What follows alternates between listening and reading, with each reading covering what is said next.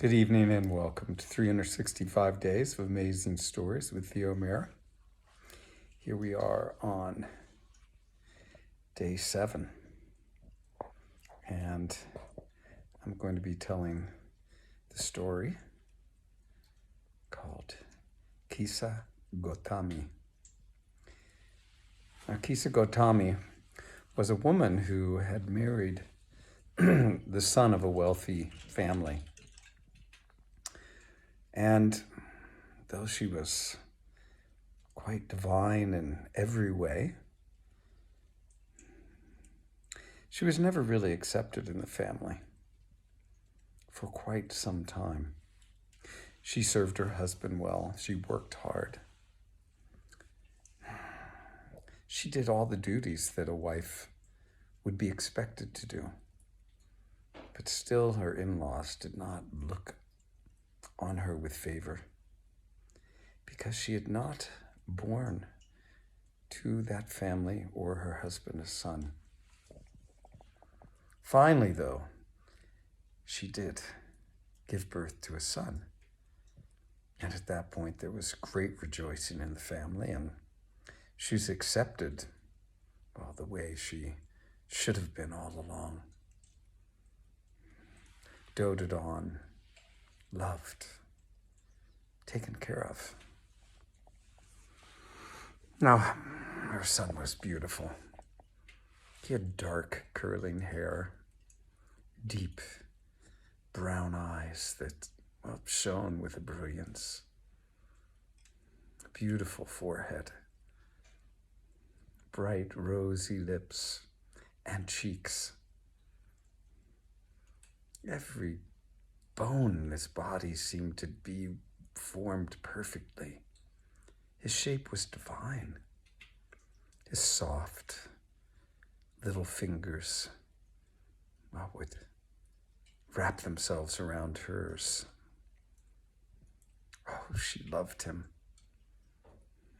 He was so beautiful. And for days and weeks, he grew bigger, more beautiful. He laughed. He began to sound out words. And he was such an easy, smiley baby. Everyone loved him, and he seemed to love everyone. Oh, what was there not to love in that sweet little baby? But as fate would have it, there came a day when the baby grew quite ill. It started with a cough. Sinus infection went into the lungs. The baby had a harder and harder time breathing. He stopped eating altogether. And one night, he passed. Kisa Gotami, she completely lost it. She lost her senses. She went mad. How could this have happened? She did not accept it at all. She took her baby on her hip, as she always had, and she made her way to the Buddha. She was let in. Well, the man at the door could not stop her anyway. She presented her to the Buddha, and she said, "Oh, honored one, oh, enlightened master, please restore my son."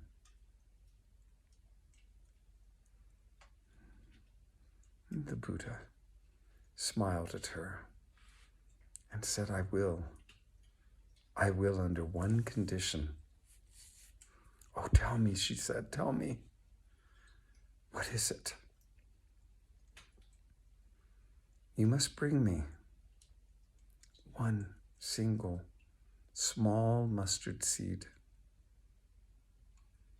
from the house where no one has died.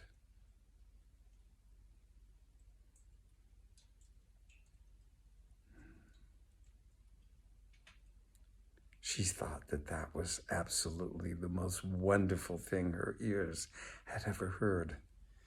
And taking her baby, she rushed out through the door and began to make her way to the town.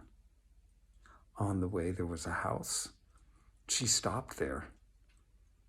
She knocked upon the door. A woman let her in. "Oh, please, please, do you have any mustard seed?" "Oh, yes, I have plenty of mustard seed. Could I have one? Just one mustard seed?" "Oh, certainly, my dear. You may have one mustard seed."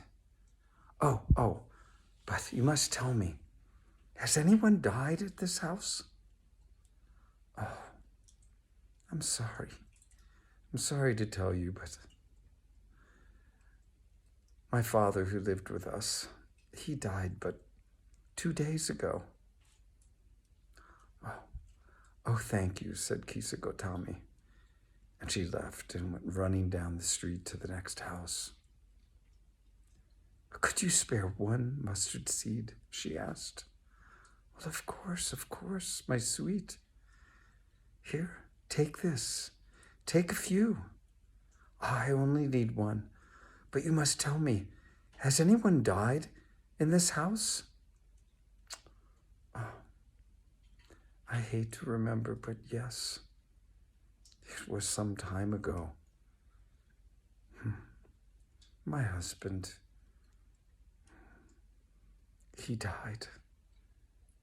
Praise be God. Of the flu, one winter, one cold winter night. Oh, it pains me to remember."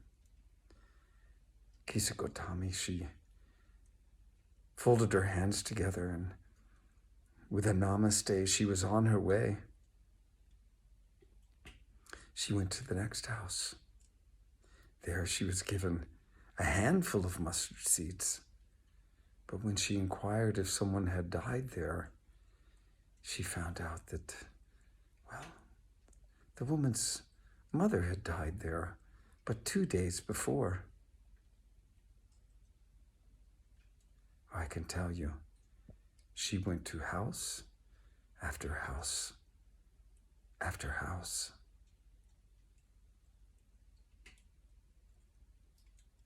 And we will leave her there, scurrying through the town, trying to find but one house where no one had ever died. Okay. Hope you've enjoyed this story so far. We'll see what happens tomorrow.